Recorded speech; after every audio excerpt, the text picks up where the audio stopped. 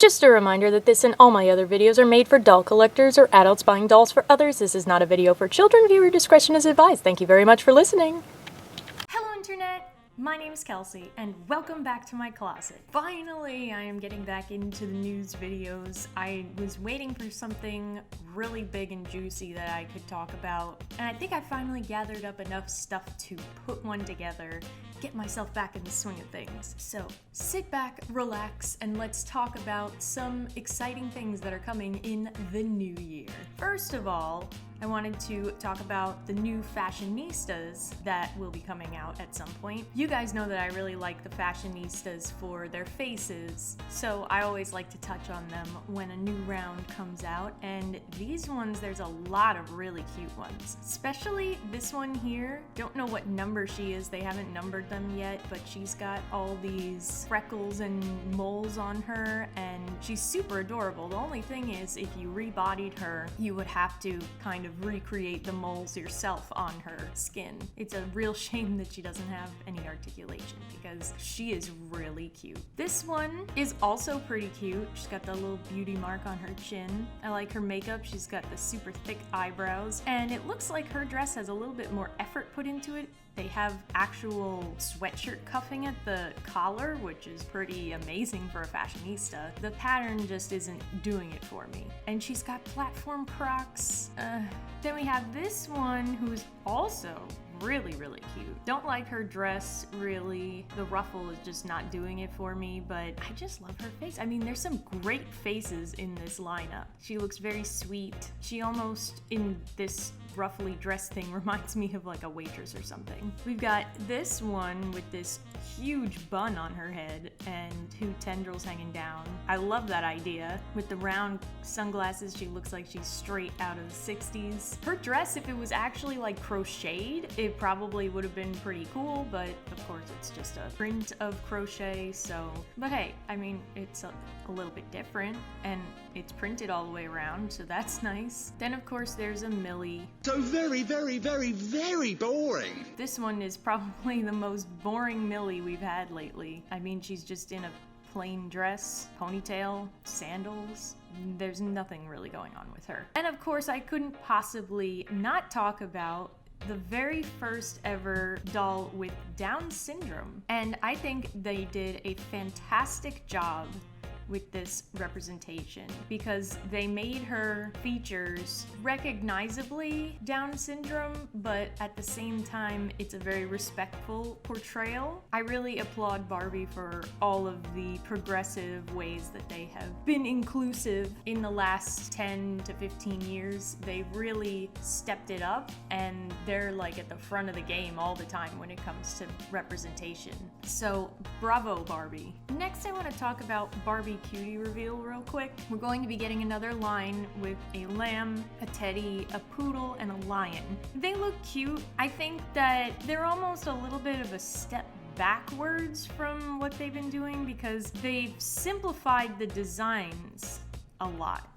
The last couple of Cutie Reveal series had different interesting styles, like how the bird ones had wings, or the deer had the flared pants. These ones look more like pajamas than the previous ones that looked like fursuits. So I guess in that way, it's kind of nice because a lot of people have been using the Cutie Reveal stuff as pajamas. But at the same time, even though it looks like there's a picture of the fuzzy jacket in the surprise area, artwork makes it look more like it's a regular t-shirt. So I'm wondering if they're actually going to be fuzzy or not. I guess we won't be able to tell until we get actual pictures of the dolls, but if they do take away the fuzziness, it's a little bit of a drop in quality. You won't be able to necessarily reverse the shirt if it's not fuzzy because you'll just see the pattern on the other side, but I guess, like I said, we'll have to wait and see what happens. Alright, and now we're going to get into some Monster High for 2023. Doll.girlicious on Instagram has put together a revised lineup. So, as we know, Sculptimate Secrets has been found on certain websites, but hasn't fully launched yet. But there will be a second and third series of Skulltimate Secrets. The second series looks like it's going to be the same characters again, just with an iridescent theme. Kind of wish that they weren't doing that. Not that I don't like iridescent clothes or anything, but you know, it would be nice. There's so many Monster High characters. It would be nice to see some different ones. But for Series 3, there's a good possibility that there will be different ones because there's this Target listing that says Skeleta is going to have a Skulltimate Secret set. I'm excited to see more characters come in with these mix and matchable outfits. This is probably the one I'm most looking forward to right here is the Monster Ball. So a while ago there was this head floating around of Draculaura that no one was really sure what it was. She kind of looks like a cross between regular G3 Draculaura and Holiday Draculaura. But I'm almost 100% convinced now that this is Monster Ball Draculaura's head. Of course, I could be wrong, but that's my theory. I'm so excited to see what kind of outfits they're gonna wear. Formal wear is not something we get too much with dolls, so it'll be fun to see some fancier outfits on our core ghouls. My only question is, why isn't Frankie in the Monster Ball lineup? Frankie wants to go to the ball. Then we have these budget Monster High dolls, and their pictures have been floating around for a little while. They're fine. I mean, you know, you can tell they're budget dolls because of the simplicity of their outfits, but something is weird about Draculaura's face on this budget doll. I feel like, I don't know if it's the lack of bangs or what, but she looks more like a reboot Draculaura than G3 Draculaura. Something is different. I do like her heels a lot with the little bat wings at the back of the straps, but I probably would skip on her. Frankie and Claudine also look fine, but their outfits are, I don't know, even less detailed than the first wave of budget dolls. And it would have been nice too, since we already have budget Frankie, Claudine, and Draculaura, to have some other characters like Cleo and Laguna and Toralei, but hopefully they will get to them at some point. We will, thankfully, be getting more signature core dolls, including Claude, Abby, and the Werecat twins. The twins are going to come in a 2-pack, obviously, for $49.99, and there's more characters to be seen at some point, so let me know who you would like to see a signature core doll of that hasn't had one yet. Then we have this student lounge playset, and this is super cute. I love all of the fun furniture, like the brain beanbag. I think that's adorable. We've got the casket ball, arcade machine, the vending machine, which is really, really cute. Now this is where you use a vending machine, Mattel. Not with weird Barbie extra fashion pieces. Draculaura is also going to have her own little play set, which comes with a bench and a table. I might have to get this. The Draculaura doll, I mean, much as I love her, I don't like the hairstyle, but obviously you could probably restyle her and make her look better. And now see, she doesn't have the bangs, but her face doesn't look weird like the budget one. I don't know what it is. But anyway, it comes with 2 pets, so we've got Count Fabulous, of course, and then some dog bat thing. But I love the fact that it comes with the little parasol that you can then stick into the table, and I love just the gothic look of the bench and the table design. I know I don't really have a place to keep it, but I just really like I really like the furniture pieces. Then we have Claudine's Studio, which we've already talked about in a previous video. I will try, if I remember, to put that in the card. We've got Laguna's Hairplay doll, which we still haven't seen pictures of yet, and then a Cleo playset, which we do have some pictures of. It's going to be another Gorgonizer, and I really love this Cleo.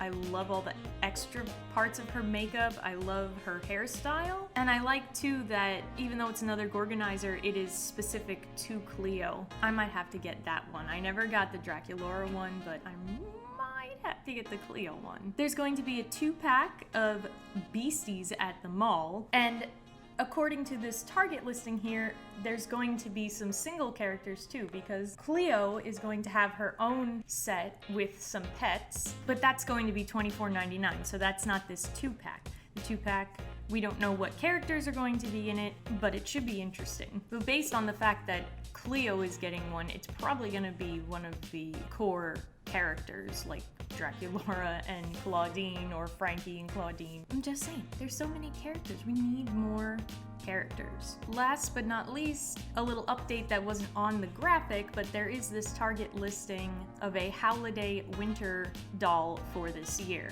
Doesn't say what character it is yet, but I cannot wait to see how they marry the gothic and holiday elements again like they did with Draculaura. I'm really excited. And now there's just a couple of other things I haven't gotten a chance to talk about yet, but I really want to, just to give my thoughts on it. We've got these Rainbow High budget dolls that are going to be coming out, and it's not really clear what the price is going to be on them, but I have a couple questions.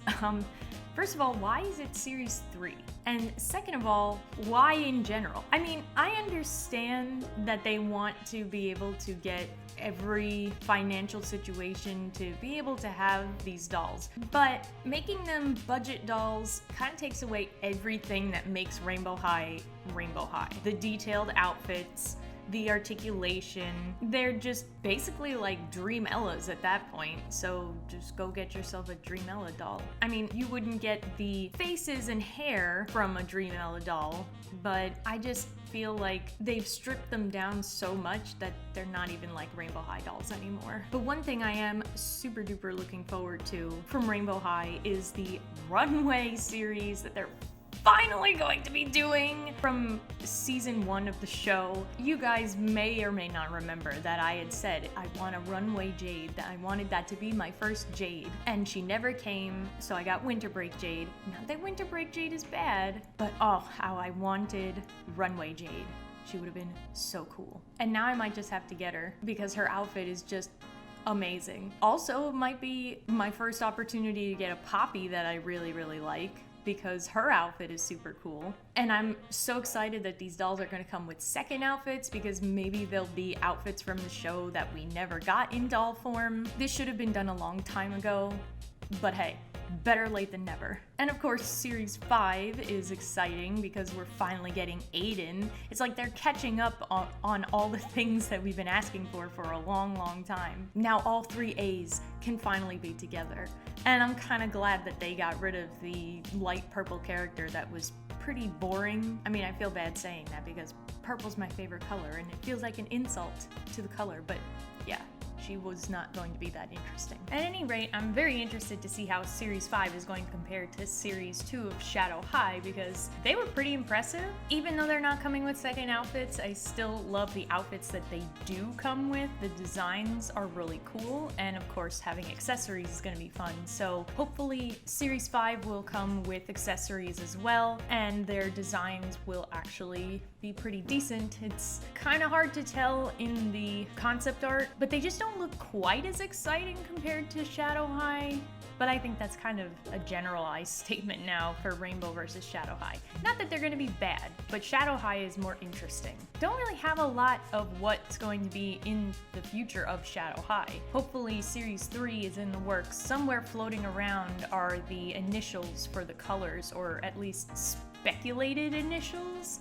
It's not 100% confirmed, which is why I haven't really talked about it, because I want to make sure I got good, concrete sources before I tell you guys anything. As for the OMG side of things, I am really, really looking forward to the Miniverse OMGs, because if they're going to be anything like the Mini Brats, they're going to be awesome. They're going to be great doll-sized dolls, and they're going to even come with the packaging that the OMGs come with. I think they're going to be so adorable, and I'm going to need Roller Chick and Miss Glam if she's included in the first lineup as well. Hopefully there will also be a very clear display chart that we can use to kind of cheat the system, because that'll make it a lot easier since these will be blind bags again. And as far as the regular OMGs, the thing I'm looking forward to most besides Candylicious Fierce coming out at some point is the tween stuff, because they're going to have a lot of new series coming. Another normal series, another deluxe series similar to the Masquerade,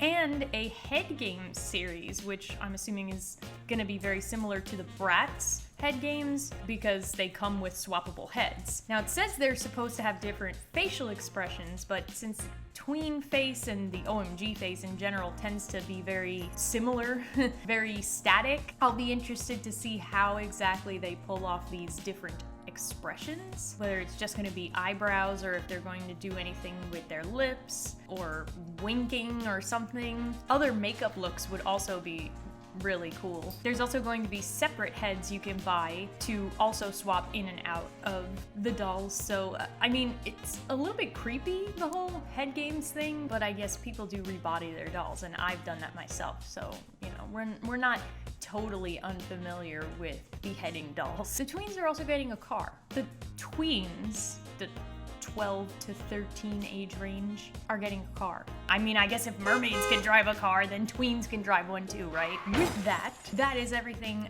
that I wanted to talk about. I'm so glad I finally got to do one of these. Thanks for watching. Definitely let me know what you are most looking forward to in 2023. And if you liked the video, give it a thumbs up, subscribe to the channel, share the video with your friends, and until next time, bye!